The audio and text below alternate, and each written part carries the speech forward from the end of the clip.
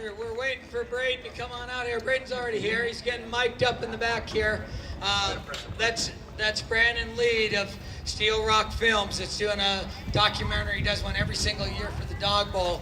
Does that all for free like so many other people out here. Give him a big hand. Yeah! No shot! We got lots of sponsors here. We got lots of other guys. Dave, you should go inside and get a jersey because I think that's sitting up in front. We need to go get that. Somebody needs to go grab me a jersey that was inside. And we're going to kind of fill a couple of minutes here. But anyway, out here is Marty. Raise your hand. This is Marty from Deluxe. These guys, for the second year in a row, they are the tournament sponsor. They dropped $20,000 just to be the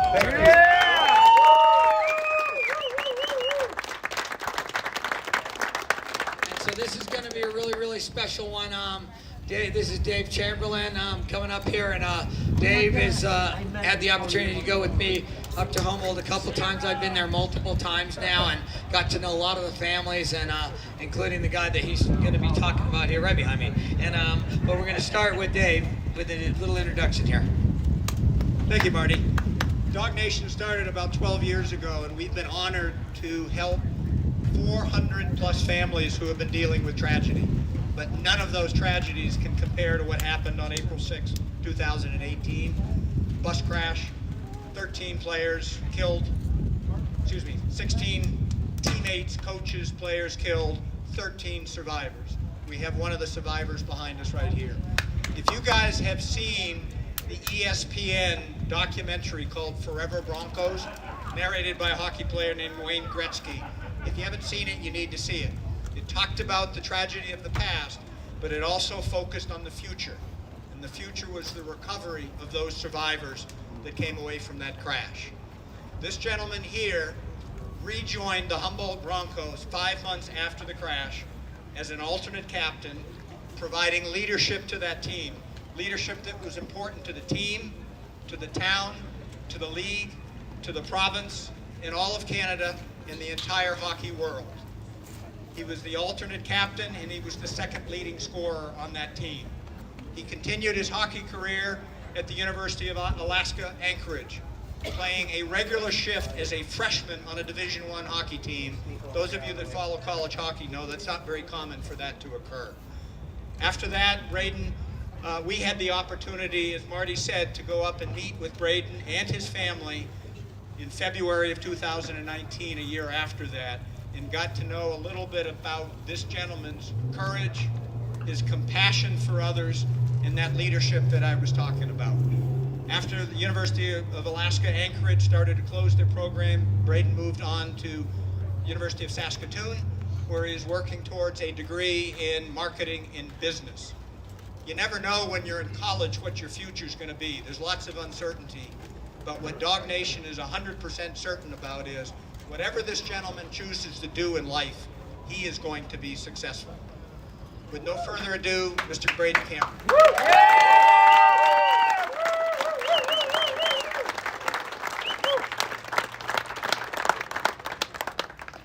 Good afternoon, everybody.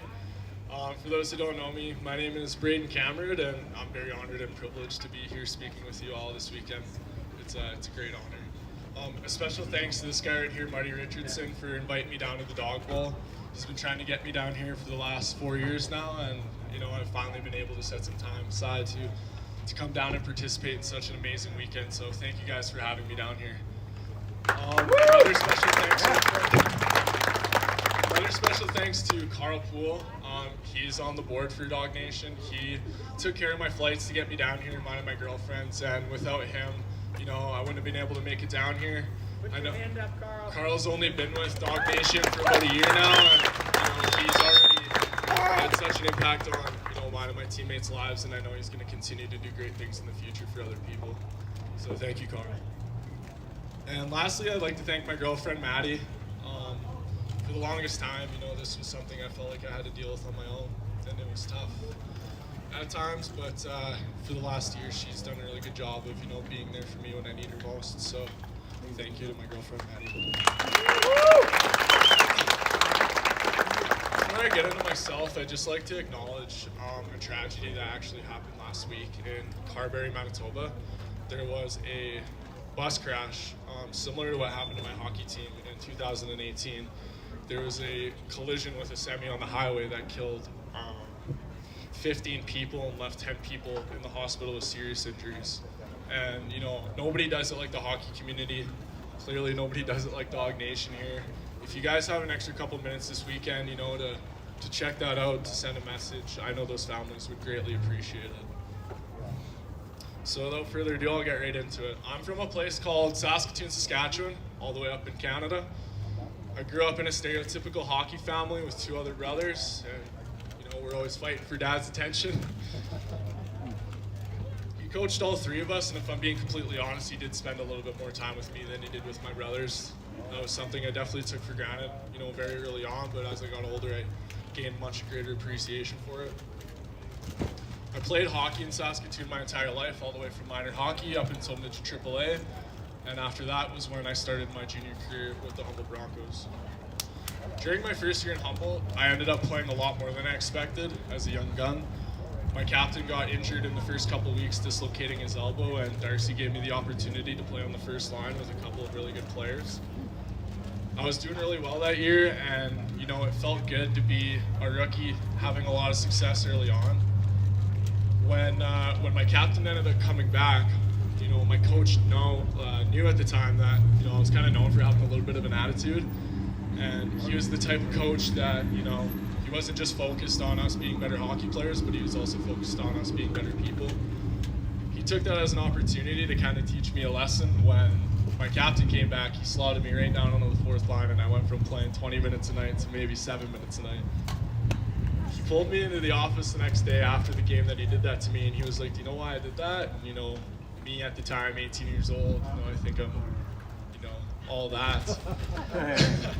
He goes, "You know, this is the type of lesson you need. It's not always going to go your way, and if you don't play all those minutes, you need to still be able to be a good supporter and a good teammate on the bench." And that's something I'll never forget from Darcy, and I'll always be forever grateful for him showing me, you know, how to be a better person.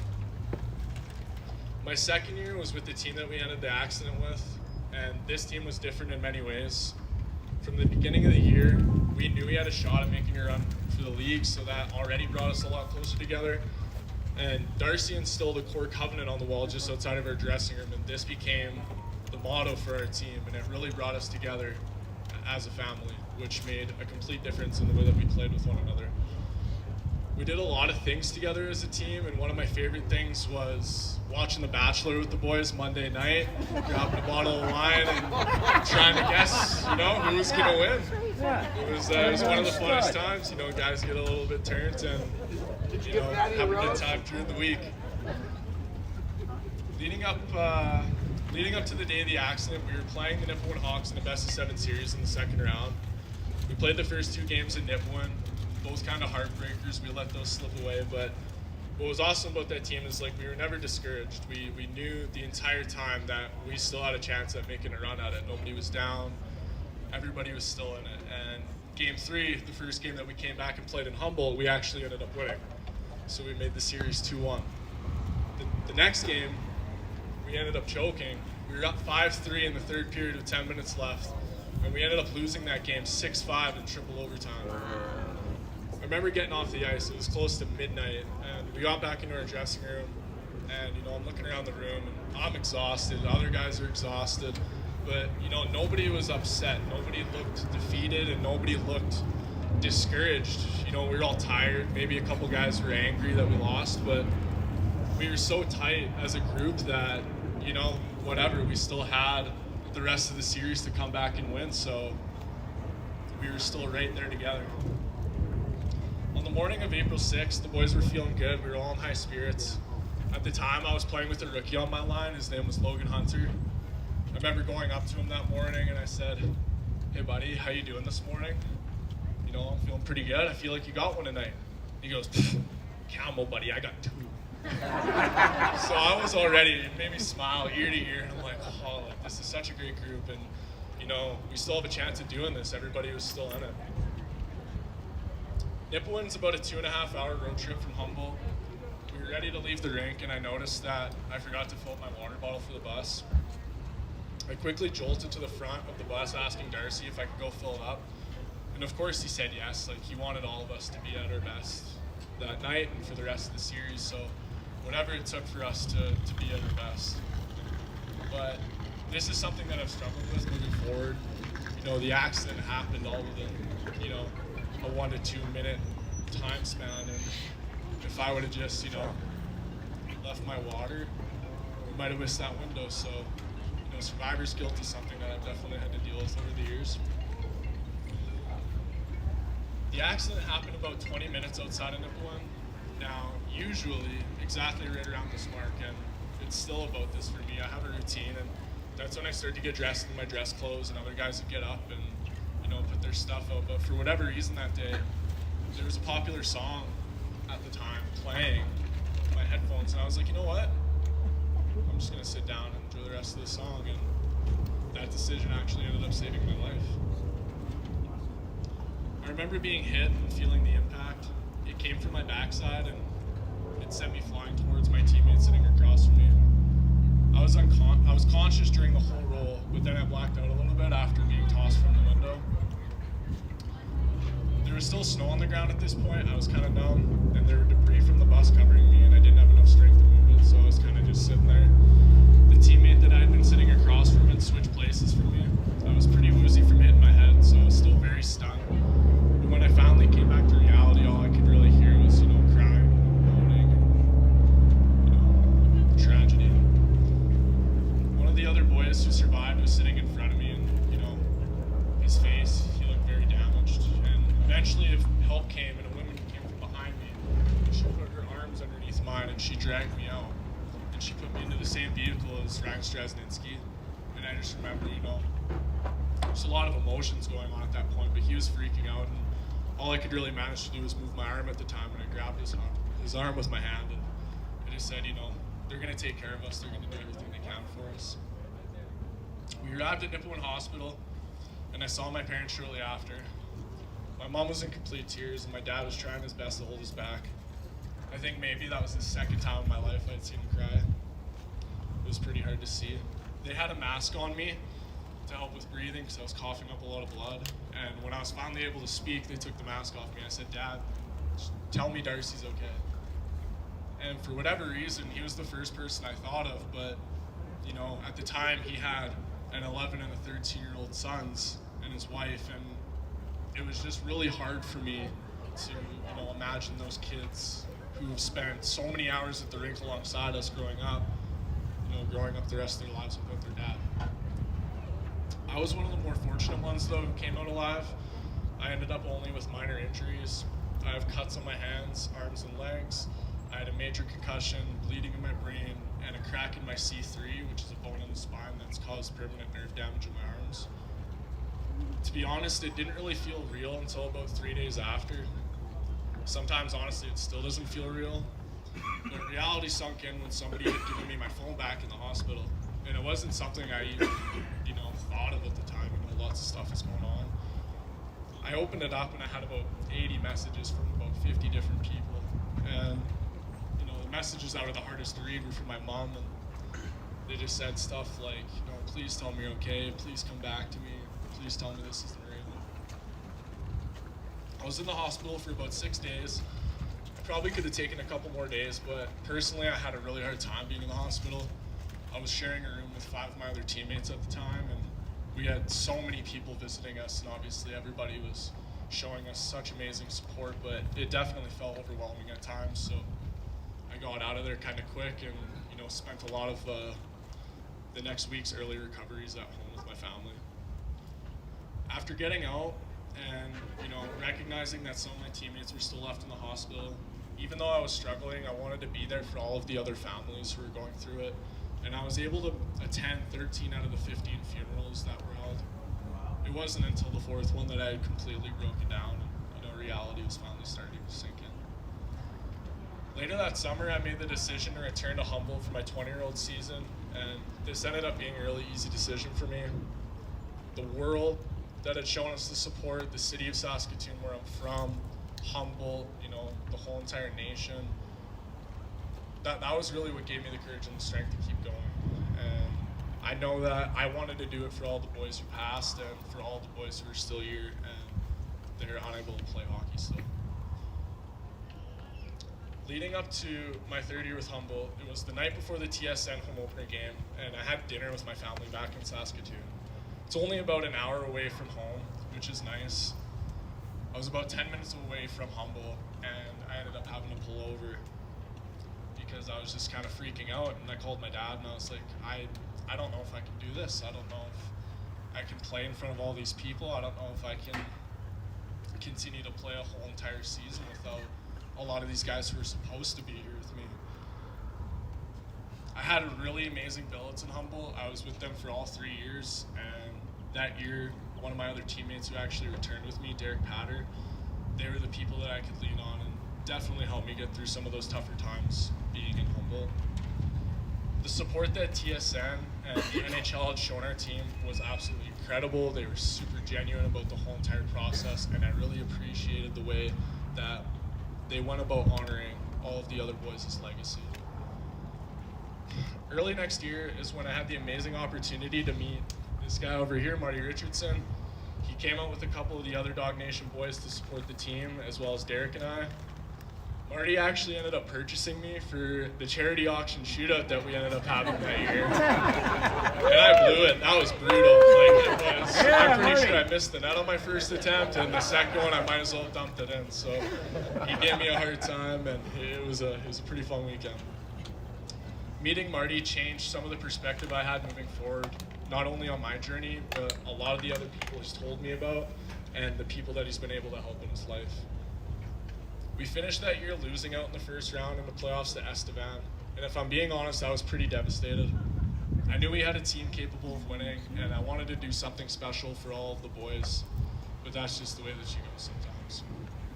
Since Humboldt, I played 2 years in D1 out in Alaska Anchorage, and for the last 2 years I've been lucky enough to play back in my hometown for the University of Saskatchewan. The main theme of this weekend is organ donations, and one of the boys who passed on my team, Logan Boulay, is still continuing to lead a legacy off the ice through his parents. Logan signed up to be an organ donor just a few weeks before the accident, and by doing so, he was able to help save many people's lives. His parents started what is called Green Shirt Day, which is on April 7th, that helps spread the awareness and the importance of organ donation, and I'm super proud of Logan and his family for continuing to do that. I haven't had the time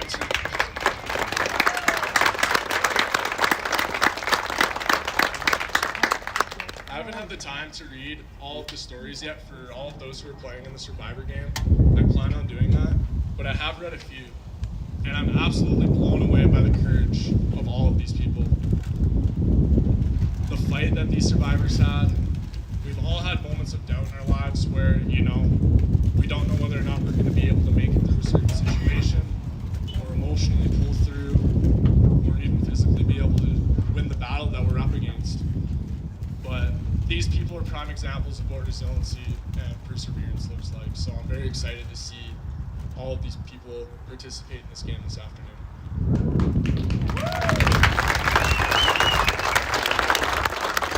I'll end by leaving you all with the saying that Darcy Hogan, the coach that I had in Humboldt, was known for. And it says, "Character is determined by success."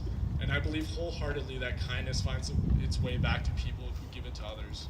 And I hope we can all continue to spread kindness throughout this world.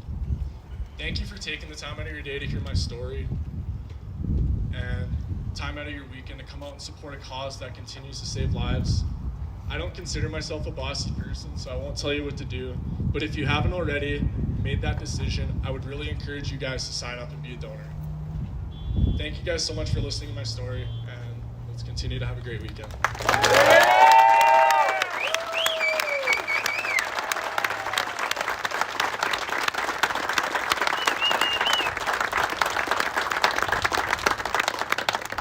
So don't go anywhere, you guys, Bronson and these guys. No, they got a game. They got to roll too, but we're going to make this one quick. You guys heard those words. Give him another hand. That's amazing.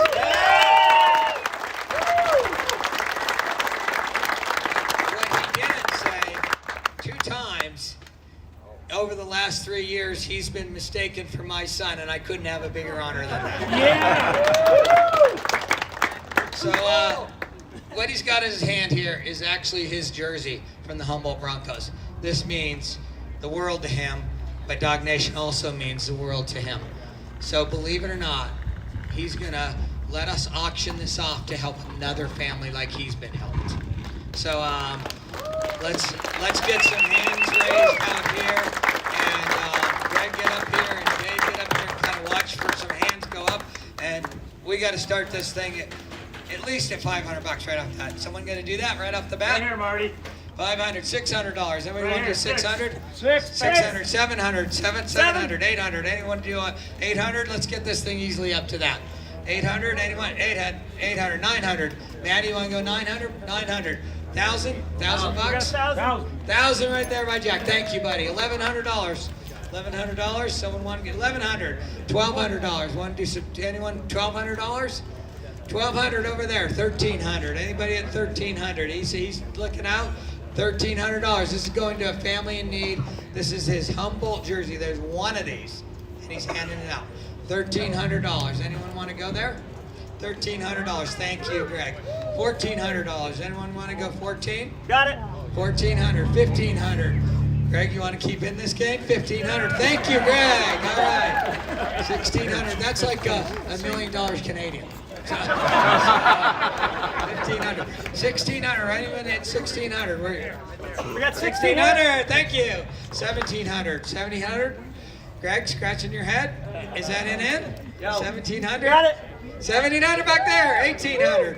1,800. 1,900. We're getting close to the $2,000. 1,900.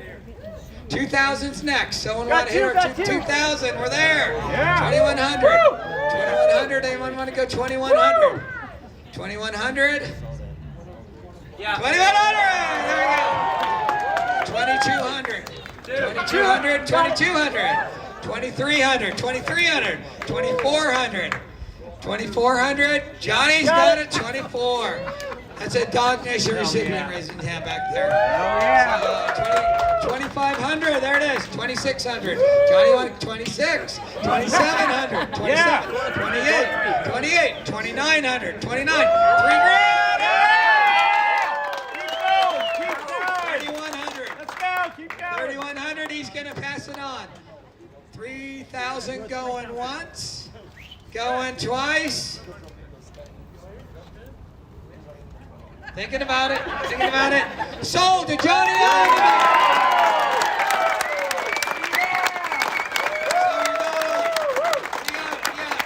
We have Declan Farmer up here too. We're gonna. Where's Declan? Yeah. Declan, can you come on up here? So here he comes. This is the greatest sled hockey player in the history of the world. No kidding. Declan Farmer was born without legs, and it hasn't stopped him at all. This guy made the U.S. national team at age 14, won his first gold medal at age 16, won an ESPY at age 16, won a second gold medal at age 20, won a third gold medal at age 24, and in his spare time went and got an economics degree at Princeton. You do anything. And this guy in his hands, this is pretty awesome. 2 weeks ago, up in Saskatchewan, in Moose Jaw, Declan Farmer won the World Championships, another gold. This is his jersey, and it's signed by all the team members, and he would like to donate that today. And so, but what we're going to do with this one, Colorado Sled Hockey, who's inside there, they're always looking for money, and they do some amazing things. If you saw the kids in there, kids born with spina bifida, cerebral palsy, all different things. Whatever this jersey sells for, we're going to give that money to them. So this is a World Championship jersey. $5,000 start off. I mean, $500 start off. 500. Someone got to do 500 to start. 500 right there. 600 bucks. 600. 700. This is going to Colorado Sled Hockey. World's greatest player. $700 over there. $800. $800. $800. $900. $1,000. Give me a hand. $1,000 to Florida Sled Hockey. 1100. 1100. Anyone want to go? 1100. 1200. 1200. Maddie. 1200. 1300. Maddie and Maddie. 1300. 1400. You want to go 14? Got 15. 1500. Nice. 1600. 16 it is. 1700. Going to Colorado Sled Hockey. How about the 1700 over there? 1800. 1800. Maddie, you want to go 18? 1800. 1900. 19. You want to go 2? $2,000. $2,100. Anyone want to go 2,100? Take a look here. 21. 21. So we're going 2,000 once. 2,000 twice. Sold to the man in the big shirt. Kelly, let's make sure you get some pictures with the winners here, and we're coming up on our Survivor game, but we got one thing we need to get going pretty soon here.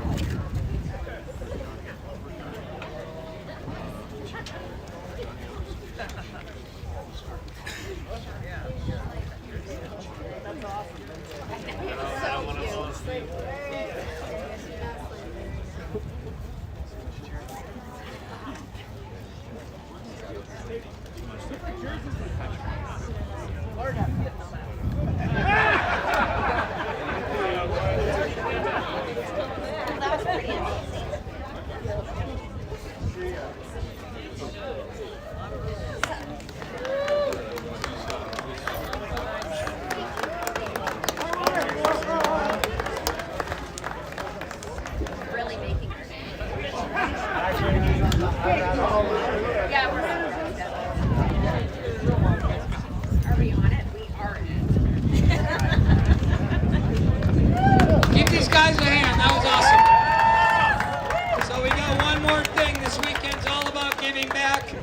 Ryan's Warriors. Can you come up on the stage? Ryan's Warriors.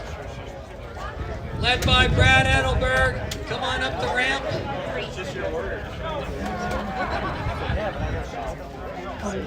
Dave, we got some stuff going here. Jack, we got it. We're still keeping this thing rolling. Ryan's Warriors. Come on up. All the Ryan's Warriors players and Jerry DeBall. Get here in the front here.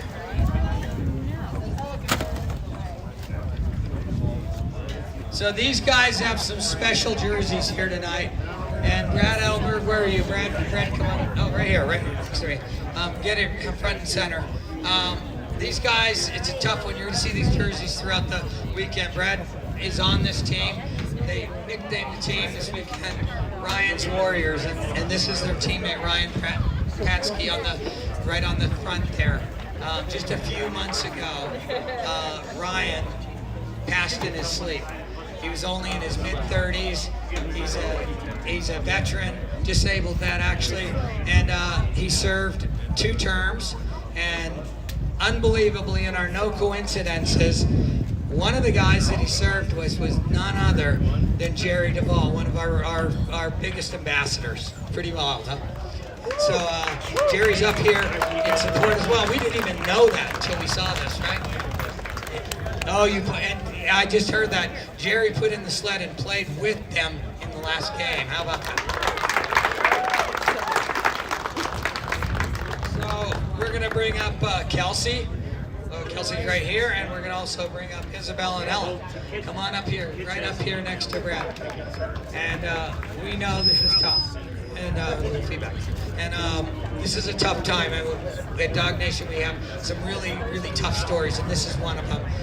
With Ryan's passing, he's left behind a beautiful family, and they're just trying to pick up the pieces. And luckily, they got the support of Ryan's Warriors, but they also have the support of all of you out here. And by buying a shirt, buying a hot dog over here, just coming to this event, you're supporting families like this. And we know there's a big lift here, and we're going to try and ease that burden just a little bit for you guys today. And on behalf of this guy right here, Brad, and his teammates, and all the hockey community, we'd like to present you a check for $25,000.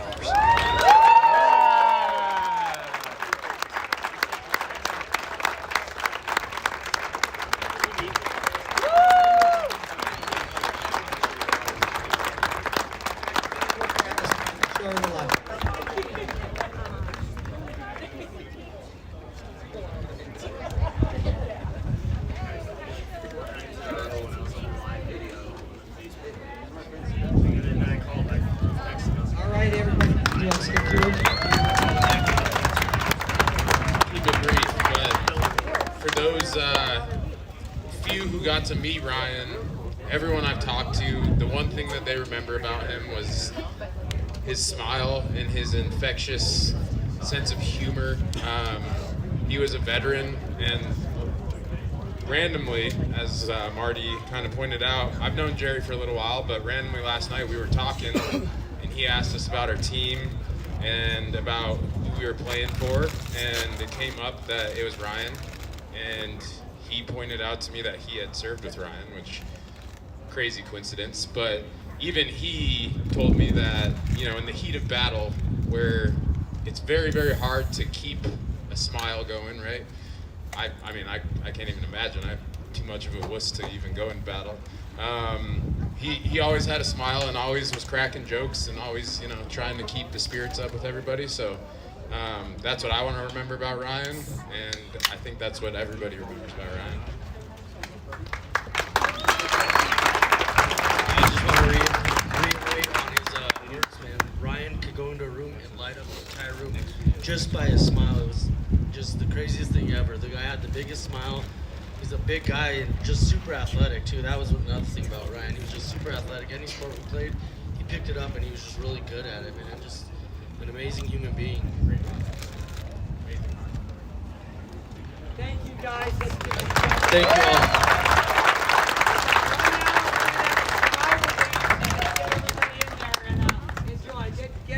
If you haven't got a sausage over there, the barbecue's amazing. All of those companies donated for that, and we've got Skyline Specialists putting it on. Thank you, Danny and crew over there. Go get something to eat. I don't know if you guys were here. Right in the middle of the Humboldt Broncos. My phone starts up. And it's stuffed in my pocket with this charger and whatever. Hey, Ann. Happy birthday. She's 51. Oh, it is 52, yeah. I was trying to find out. That's weird because I was getting one. Now I'm not. Casting goes the other way. She's been 45 now for 5 years. She turns 45, she'll be 50 for 5 years.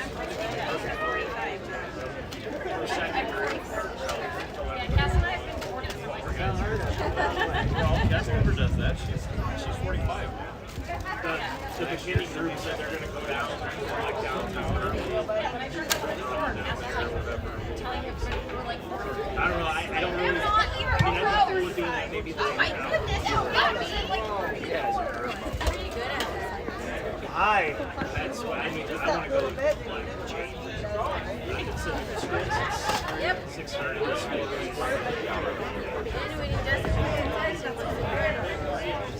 But we do probably need to try. 2:30.